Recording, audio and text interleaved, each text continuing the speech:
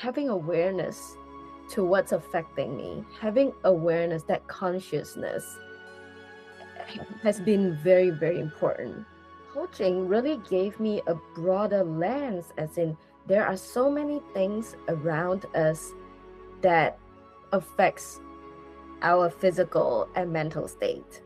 It left such an impact on my body that for a year, every time I would be tense or stressed, like my muscles will just spasm up the same way and they'll be locked. Like, I'm so stiff.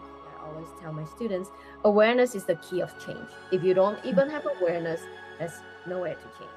I got repetitive strain injury as a pianist. So I can move my elbow at one point and I'm like, what am I doing now? So where am I going? I can't move. Hi, everybody. We have Aik Lee with us. I'm Simrita Dhawan. I am a food scientist by background and now into health and wellness coaching. And Aik Lee was my classmate. She had a very interesting story, and I would love to, hear more about you, Aik, and introduce you to our audience. Tell me a little bit about, where you're from, how you started. Thank you for doing this with me, Simrita. I really appreciate it. And so first of all, I'm a mother of two, and I have two boys, 6 and 7 years old, and that's my full-time job. That's my first Of course. job as a mother. And then my background is I'm a pianist, and then from Malaysia, and then I studied something called the Alexander technique. It's kind of a somatic mind-body education practice. And then from there, it led me to health coaching. And so here I am, juggling with multiple hats and trying to make sense of what is wellness to me. How can I be, the best of me so that I can help others? Of course. So tell me, how long ago did you move to the US? 16 years ago. 16 years ago. Wow, that's been quite some time. So were you a pianist back in Malaysia, or did you take the training in the US? Like, how was your career as a pianist? Because I know Asian families are all about creativity and being the performers, and they have to be the best at everything. So tell me a little bit about that. Like, how did your parents influence your career decision, or was it your interests? Like, how did it happen? Well, just like what you say, Asian family is all about academics, striving the best. And I think it's kind of back then, every Chinese family must learn piano. Whatever you do, you have to learn some kind of instrument. So my parents were open that they weren't looking to make me a pianist. They weren't the goal of she has to play piano and she has to be a teacher and she has to be a pianist next time. It's more like exploring my interests. So I danced, I drew, I did a lot of things, and somehow something that led me into piano is my love of teaching, actually. So I started to teach piano about 17 years old. I was my part-time teacher to my own piano teacher. I don't know what she saw in me, probably, my intuitive connect to little children. And somehow she's like, come and, be my assistant, teach the little ones. And then from there, it just kind of grew organically. And then I did my undergraduate in piano performance in Malaysia. And then I felt that something out there is, the world is so big. I just want to explore it. So that prompted me to, do research about grad school, and then that landed me in the US. I came here to study piano pedagogy, which is the art of teaching piano. Oh wow! So as a teacher, you probably have a lot of patience. Is that true? Or the kids just kind of drew it out of you? That is a very good question because I feel like I do have patience towards the others. And Yeah. the last person I'll have patience is towards myself. Yeah, yeah. And that's something, that comes up time and again in wellness coaching because human psychology is so intricate. We are so harsh towards ourselves. Like we are the first people who judge ourselves, who put ourselves down, who are like our biggest, criticizers when it comes to certain things because, perfection is the game for us. Like it has to be this way, otherwise I'm just frustrated with myself. So over the years, I believe you also kind of experienced that, and I myself, I'm totally guilty of it. So how did that affect you in the lens that you look at others with? Like, did it make you a more compassionate person, or do you like how do you deal with that inner voice that you have in your head? Well, I have to be totally honest. I'm still recovering from it. I don't know if I'll Yes. ever recover like totally, that Yeah. perfectionist me saying I have to be perfect. I got this as a health coach. I should have this, but I think it will always be a practice. And it's always the practice of compassion towards myself. It's so difficult. Even this morning, I'm like, oh gosh, I have 10,000 things to do. I'm beating myself up. Why didn't I do this earlier? Why didn't I?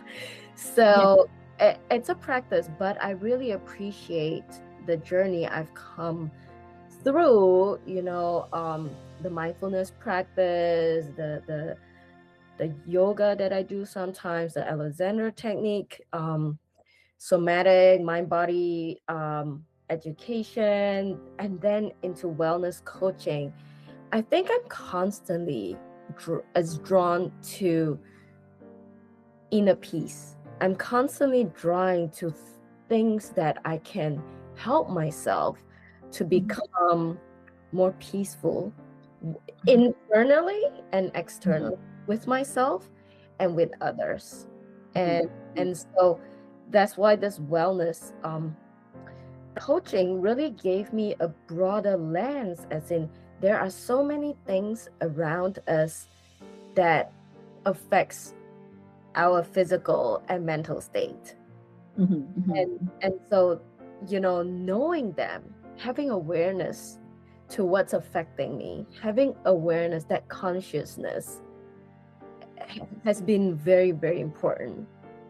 Yeah, that's beautiful, and that's beautifully put, because that brings me to this realization that it all starts with awareness, and that's the biggest thing that we as coaches are trained to first realize it about ourselves. This is how I am feeling. It is not me. I am feeling a certain way. I'm not sad. I am feeling sad. I am not angry. I'm not an angry person. I am feeling angry right now. So it's just kind of externalizing the feeling that you're feeling. So right now, if I'm feeling frustrated, it is a feeling. It's a thing that is here right now, and it's just gonna, go away. I don't have to kind of stick to it. I don't have to dwell with it. So, I'm pretty sure as you, experienced and you developed your practice in mindfulness and the Alexander technique, it's about creating awareness around, this is what it is. So then, your clients are more attuned and they're more aware of what they are feeling. So, right, like it starts with you. Oh yeah. You know that, if I'm feeling frustrated, this is the reason why. So you are able to externalize the elements which are bothering you. Once you are aware of them, once you understand, this is what is the issue, then it becomes, more of, that, rather than you feeling, I'm always like this, I'm beating myself down, I always, kind of, I'm late at something, or whatever it is that is bothering you. Yeah, that's so funny. I 100% connect to what you say. And it took me years of therapy to actually understood that, because I was in a cycle that I felt bad for feeling angry. I Yeah. felt bad for feeling guilty. And then Mhm. it's like I'm feeling worse because I'm not even accepting that Yeah. having those emotions are healthy. Like, it's not wrong to have those emotions. Mhm. I can literally beat myself up for feeling angry, for feeling guilty, for feeling disappointment. And it's Mhm. almost as though that only positive feelings are allowed. And Mhm. then I suppress all the negative feeling instead of Mhm. facing and accepting it. And like what you say, that is how I'm feeling right now. And how do I react and respond after having those awareness that I'm feeling Mhm. upset? Yes, right now. And then what can I do? What can I react? How could I respond? It's a Mhm. choice. It's Yes. not like, when someone triggers me and then I have to lash out to them. And Mhm. Mhm. it comes from therapy and Alexander technique, that Mhm. learning to have that awareness to catch myself instead of spiraling downhill. Right. Yeah. And that really helps me to um maintain a more conscious mental state, and Mhm. also within myself and also with others, because Mhm. life is Mhm. full of triggers, right? Life is full of different Yeah. Oh, stimulation. absolutely. Absolutely. Right? Yeah. I can't stop that. Not at all, not at all. And I think, the phases of life that we've been through, like, both of us are mothers. So we've had our childhood, we have had our careers, we've had, a phase where we were like young, moms or young children. Life takes you through so much. There are so many times when things are going your way, when things are not going your way. And it's very easy to kind of go down that spiral of becoming emotional about everything. When things are not working, you're like angry, you're sad, you're frustrated, you're crying, you're yelling, you're doing everything all at the same time. But then that realization, it comes earlier for some people, it comes later for some people it never comes. Mhm. That if you're able to identify that this is the situation, this is the reason, this is the emotional and that I'm feeling, and this is the reason why, then you don't snap as much. Or if something was annoying you and it was making you angry for days, now you're able to identify it, and within 5 minutes you are like back to your normal self, where you're not pulling your hair apart, and you're not like going crazy about something. So it becomes easier to manage your emotions once you are able to identify them, and then you are able to let them just slide. This is just a feeling, this is just a phase, and you become more calm and centered in your own body. So you Yeah. know that is required, and not everybody is aware of those techniques. So tell me a little bit about the practice that you do, like about mindfulness or the Alexander technique. Like, what does it entail, and how can it help people in becoming better versions of themselves?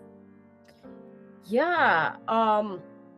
So in short, Alexander technique, it really works with this 3-step process or mindset. The first one is having awareness, like what we're saying. So having awareness of how am I right now in my body?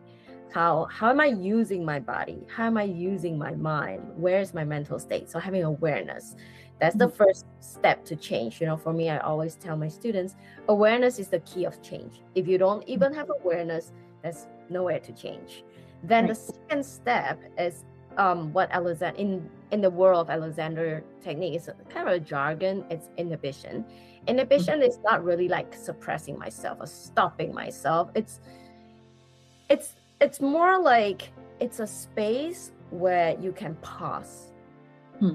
You can be with yourself just for that moment. Sometimes it could be like just 3 seconds that I'm just gonna pause and breathe.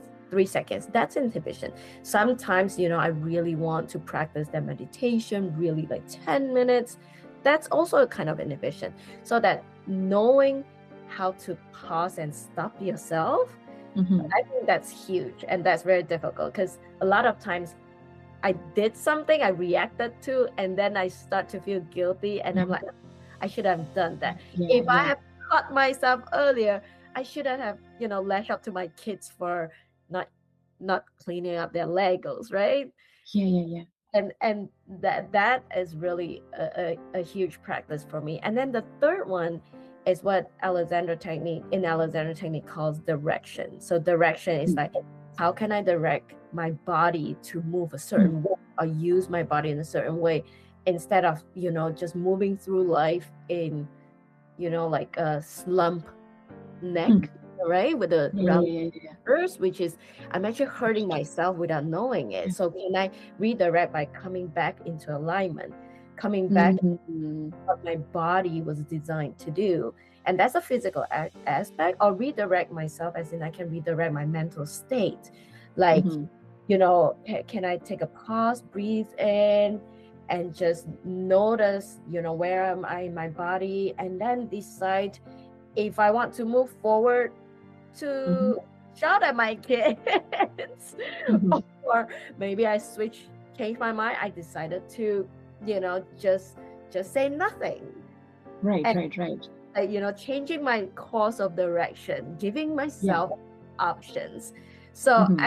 that is very similar to many mindfulness practice. Probably Mm. it's stated in different way. I think in general, Yeah. somatic practice wants us to be present, to be in our body and in our mind, like Mm-hmm. together. A lot of times Mm-hmm.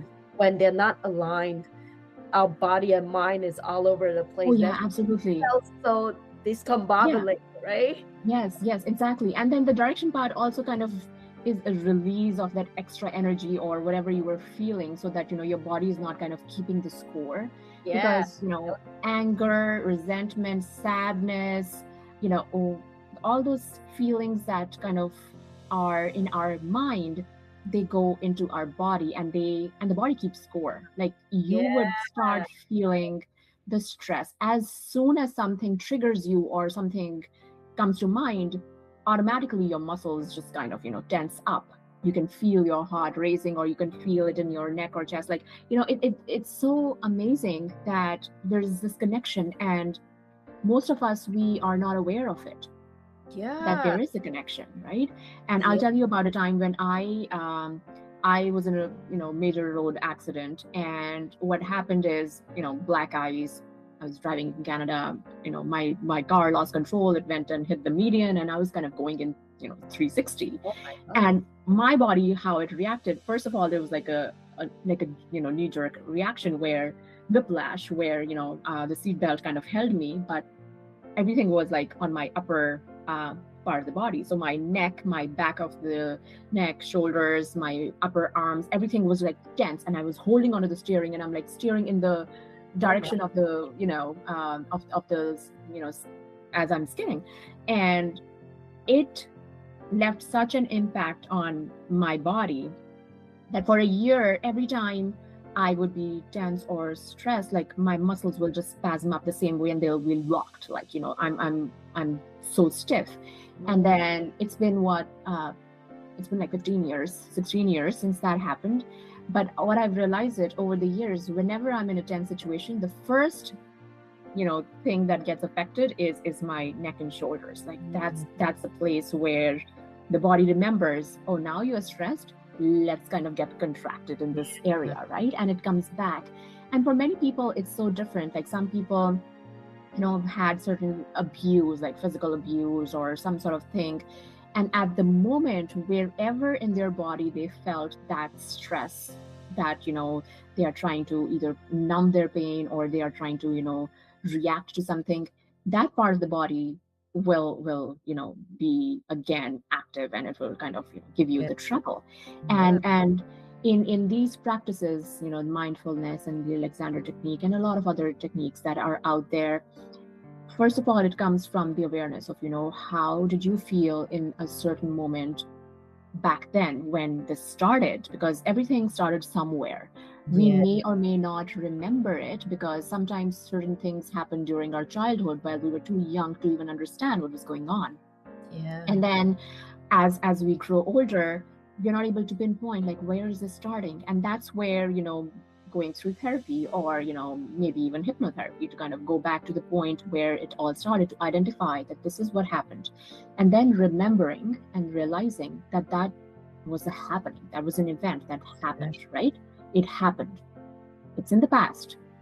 And then how do you disconnect from it so that you don't kind of go back and dwell on those same feelings and start feeling the same way like you were feeling back then, but to kind of, detach yourself from that event that happened. That just happened, that was done.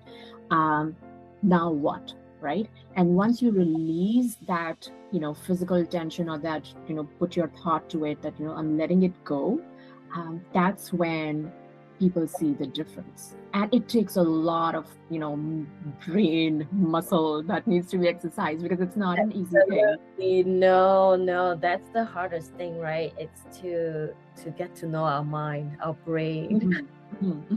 Right? And therapy can, do only so much. Like, therapy is all about going back to the past and, talking about again and again, and kind of, it can take years, and you can probably never be done with therapy. But with coaching, what we are trying to do over here is we recognize that this is what happened. And now we are moving forward from here, where we want to unload all this stuff. We recognize it. It's there. Fine. We acknowledge it. But now we have to move to our higher self. Like, we have to gain something in life. We want to move forward where this thing is not kind of dragging along with us. This is not an emotional baggage we want to carry with us. And then how do you get there? That's where coaching, is a very valuable tool that many people these days, they don't know about. So as part of your journey and your training, your experiences, and you being a performer, how do you see your area of expertise kind of in helping other performers? Like, how does that fit in with your coaching and your new career?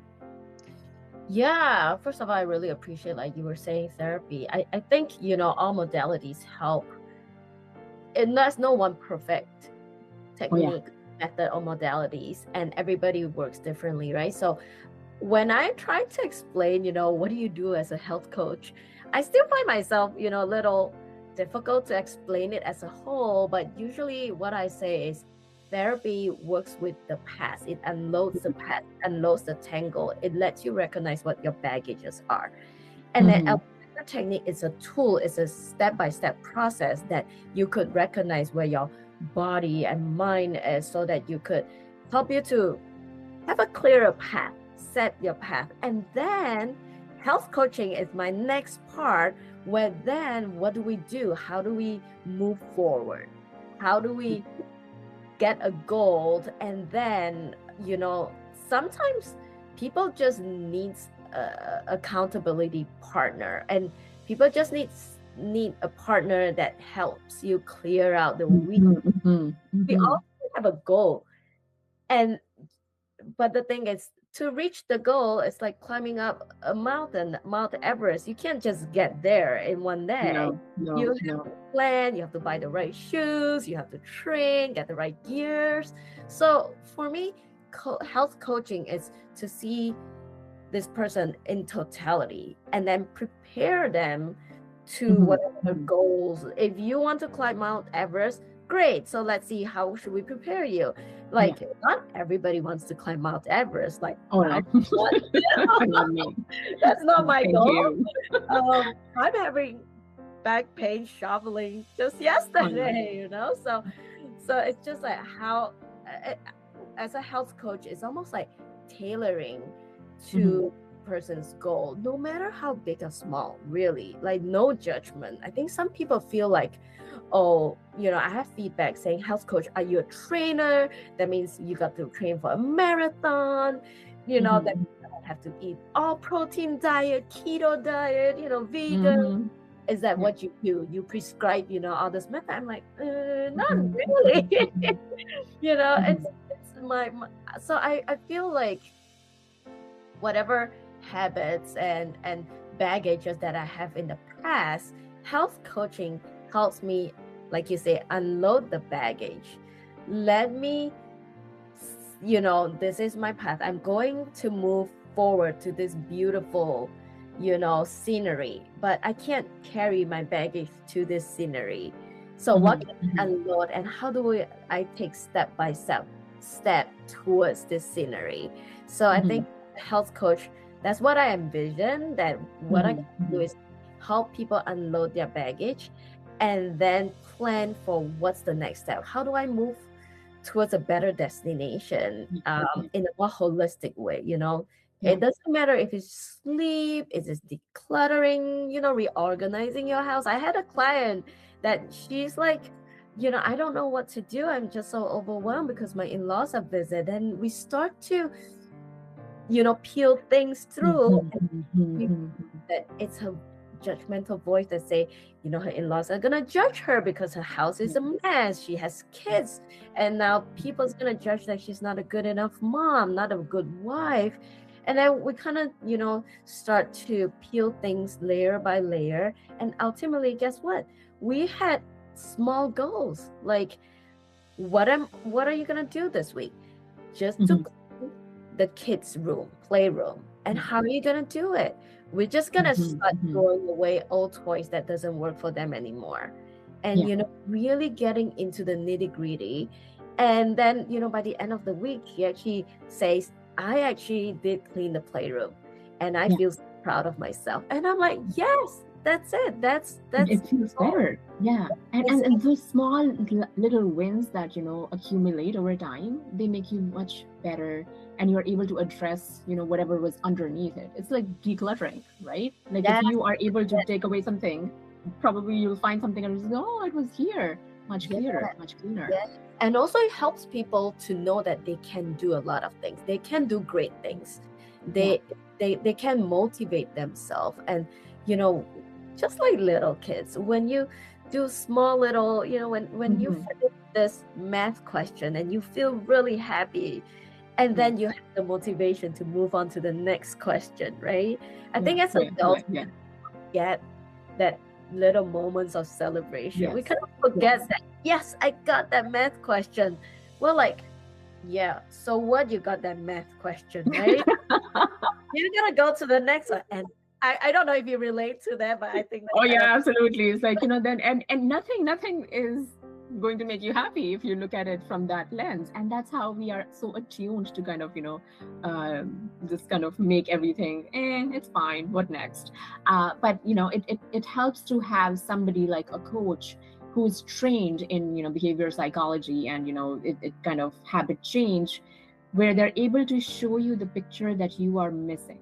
Because because when you are in a certain situation in life, it's you're so caught up in your own thoughts, your own head, and you're looking at from your own lens. But when you come across a coach who's able to talk to you in a way that they can reflect, and show you the mirror, and this is how it is, and then you see, oh, this is what I need to do. And many times, at least for myself, I know that I feel if I had somebody who was a companion or who walked along with me during this time, or showed me or was there to talk to me like a companion or an accountability partner, I would have done a lot more rather than just sitting by myself and being like a thought comes and like a shiny little toy, then you're a squirrel, you're going towards that thought, and then another thought, and then you're doing this, you're doing that for 5 minutes.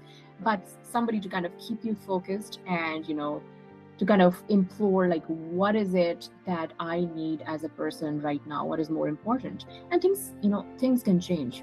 What was important to you at one time in your life may not be important now. And 5 years down the lane, 10 years down the lane, it could be completely different. I mean, heck, like, in a day, there are things that, changed their order of, importance for me. Of course, with children, things are unpredictable, right? Whatever you plan, it's always a different direction.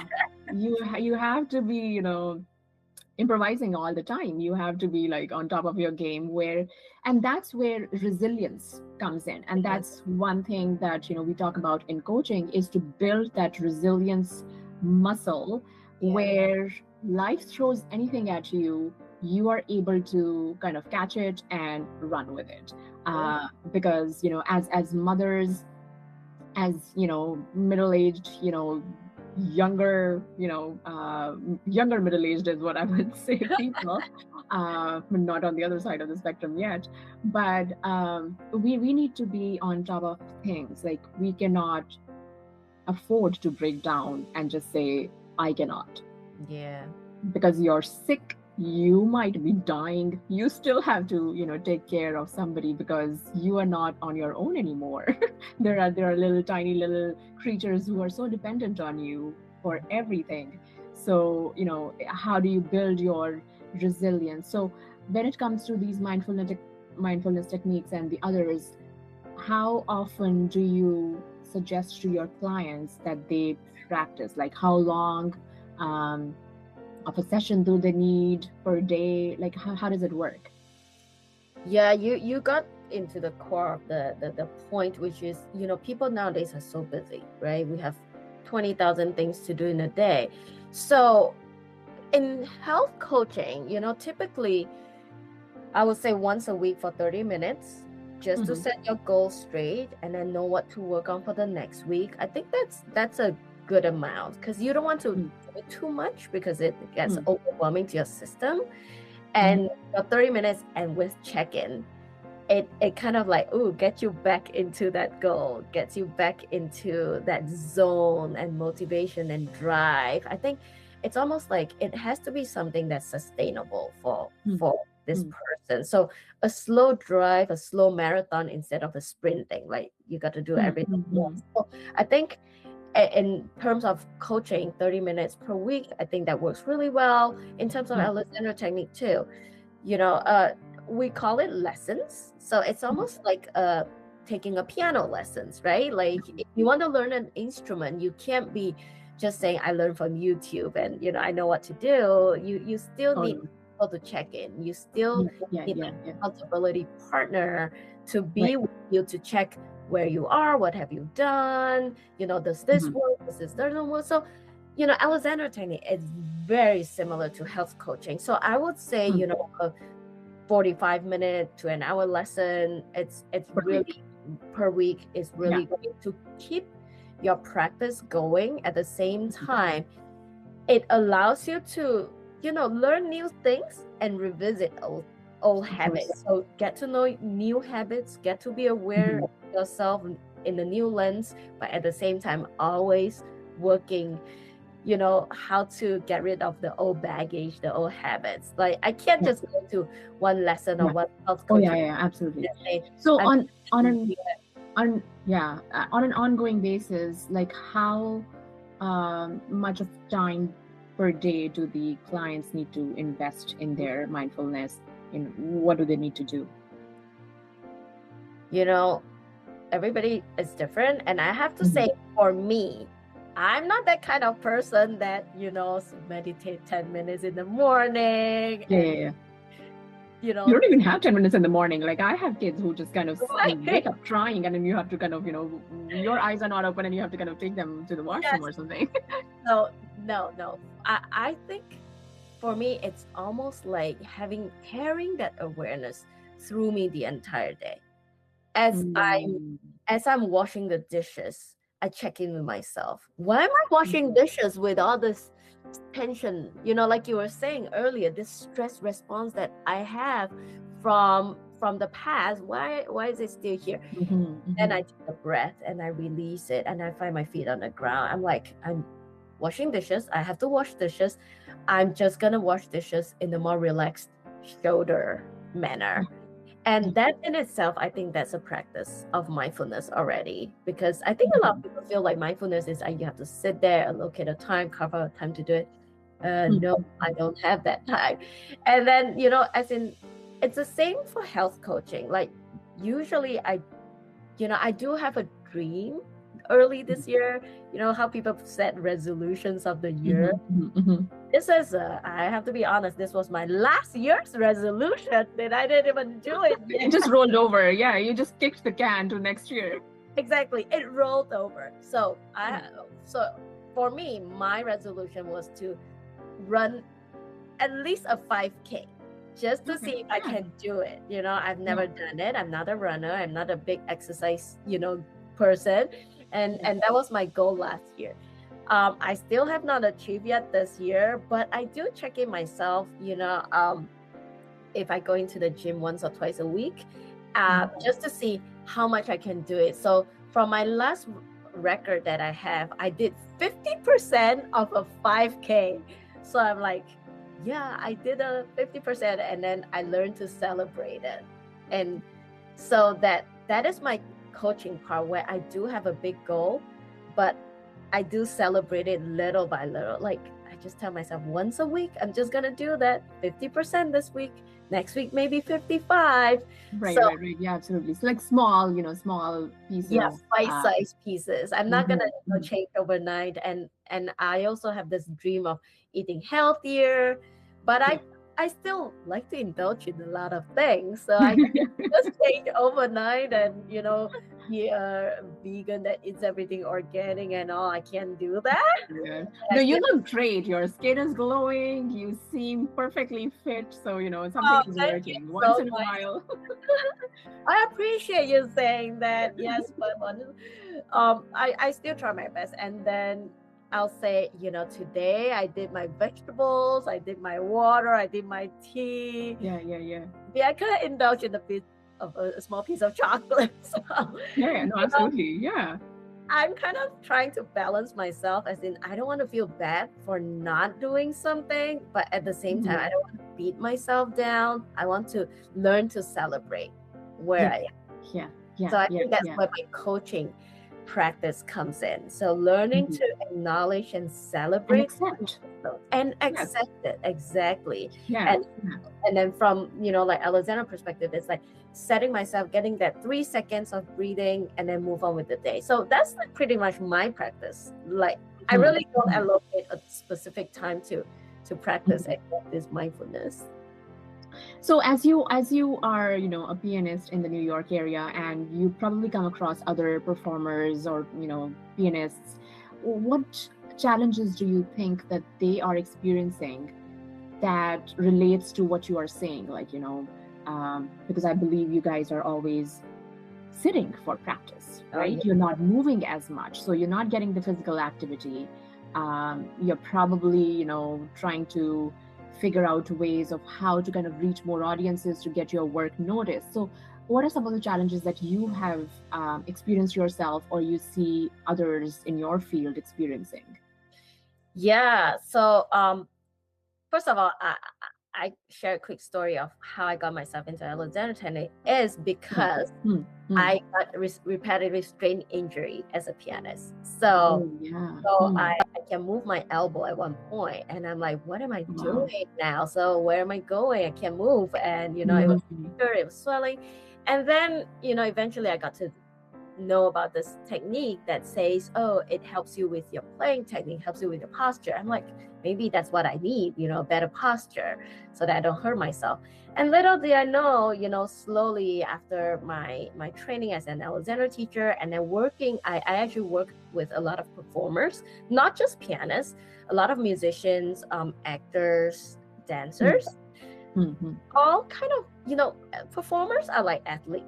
It's just a different form of athletic activity, right? So like you said, pianists, we're sitting long hours a day, like, just looking at the music score. And a lot of us, neck pain, we didn't even realize that until like 5 hours later. And this kind of a text neck posture, again, think about it, it's the same as office people, right? Like people work on the computer. It's the same. It comes back to we all are experiencing the same issue. It's like we don't listen to our body. We don't listen to this pain until pain really happens and we can't do things anymore. That's when we get motivated. Prevention is not something that we do until things start to break apart. So like coming back to what you're saying is I do see a lot of performers experience a lot of repetitive strain injury, a lot of pain. And then, the mental chatter, the anxiety of performing, like I'm not good enough. Being in New York, this is huge. Like everybody is better, if I'm not good enough, I'm from the show, I'm not going to be called back, I'm going to have a bad name, right? And so that anxiety is real. And as what you said before, those negative stress response are stored in the body. And now we're going downhill in this cycle of my body's painful, and then now I have more pain over it because of my anxiety. And then, like, how do I get out of it? So I think what I see this as a trend across, performer and a lot of working people nowadays, this stress and pain in the body is huge. And I think Alexander technique and health and wellness coaching can really, really help. Like in the realm of is allow you to recognize your body again, knowing your body, where my body is. Because pianists, we just sit there, we have no idea our breathing. We have no idea we're collapsing into our diaphragm. We have no idea. All we want is to get our fingers working.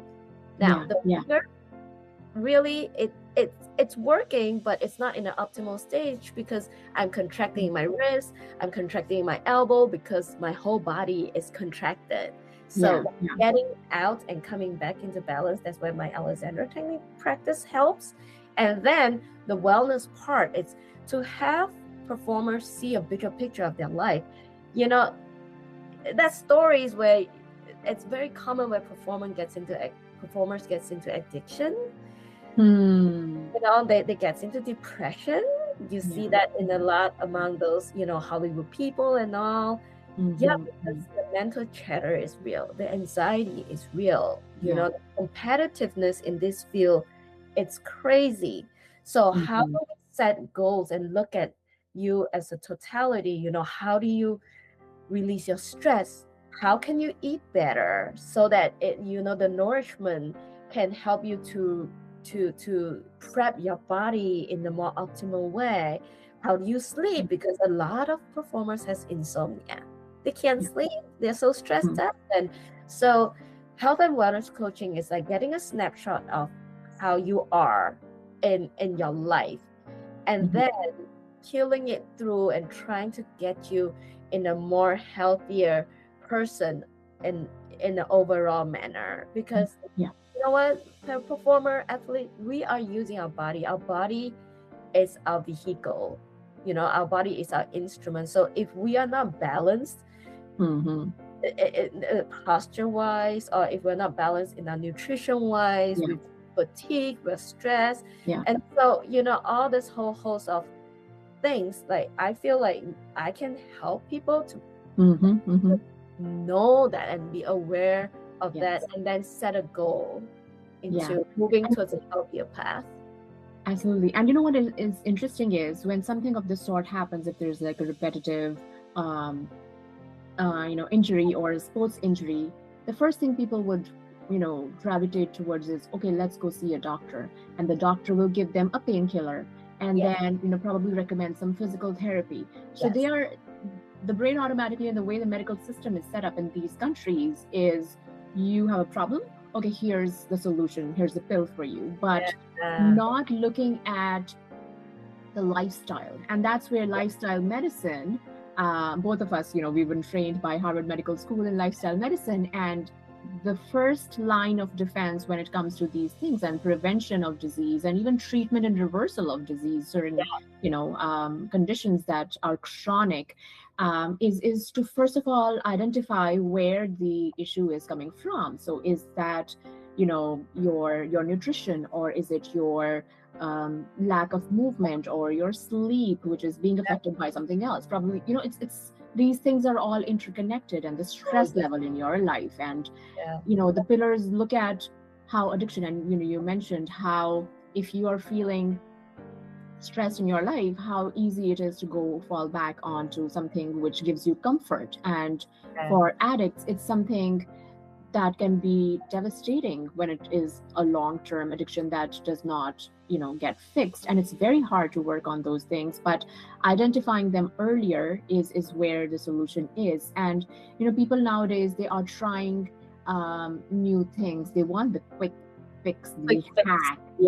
Probably I can go for like an acupuncture, this will fix it. Or I can try this new, natural remedy for something which is pain, or it's diet or food related. But very few people are aware that it all starts in the mind, and that's where it translates to the body. And if you are able to work with a health and wellness coach who is trained in this field of identifying and then helping you along in that journey of your recovery, that might be beneficial for you. And the way our system is built, it's all about, it's funny because I go to a doctor and I have some pain and I know the reason why. It's because it's stress related.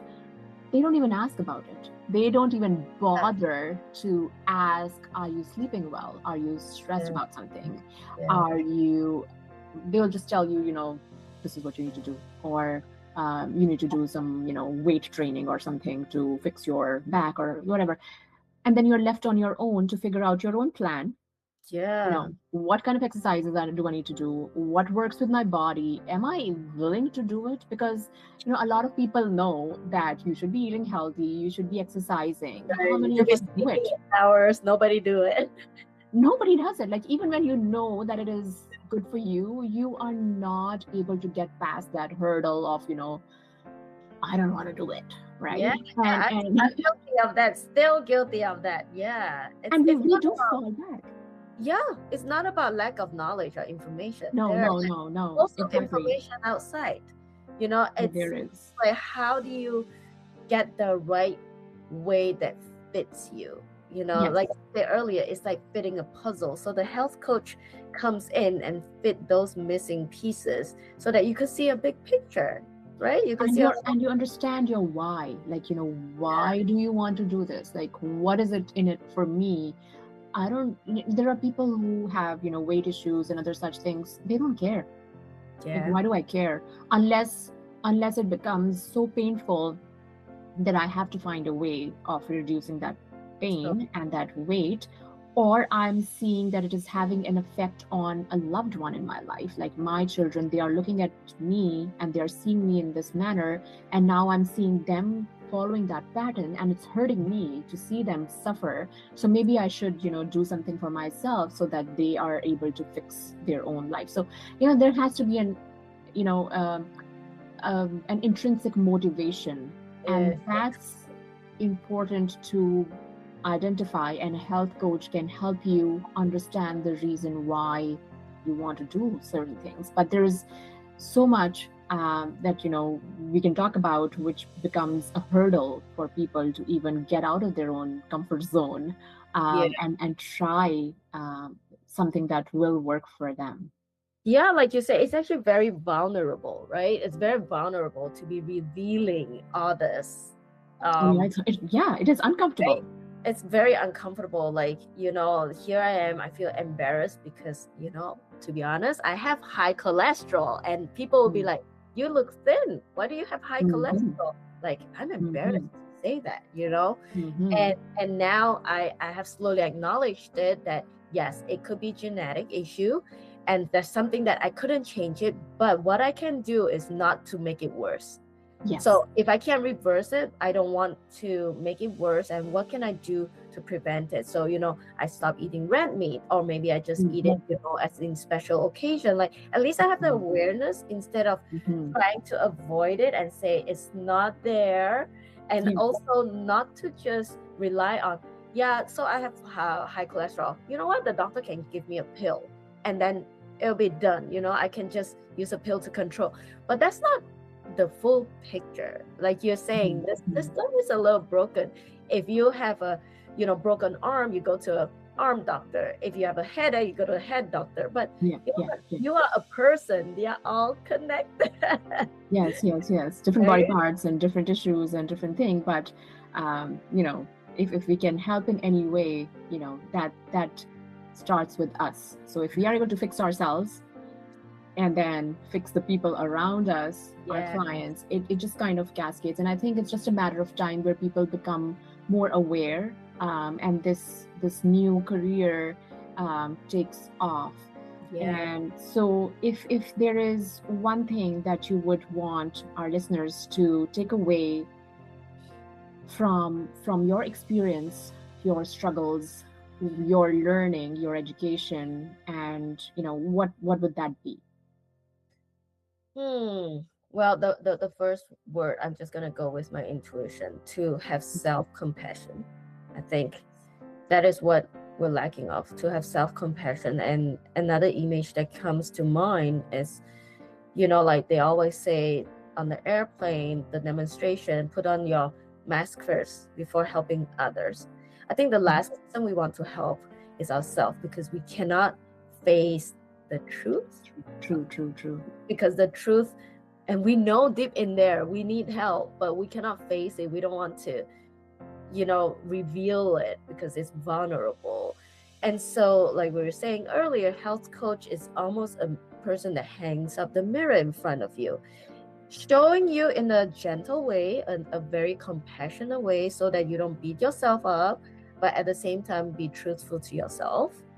I think that is what my goal for myself, and also for people around me, for my clients and students, that I hope everybody will have the courage to face themselves, at the same time to be compassionate, because we have a lot of things going on in our life. We have a lot of baggage. So having a pat yourself in the back to say, Yes, oh, you've yes. come so far. You're not perfect. We're not striving for perfection, but we're just doing it gently, one step at a time, so that we can go towards a more healthier and happier lifestyle. Yeah, yeah, yeah, absolutely, absolutely. That's beautifully put. And there is so much inspiration people can draw from you. Thank you so much for your time and insights. Thank you. And it's been a privilege talking to you today and learning more about you, your journey, and how you help other performers. Thank you so much.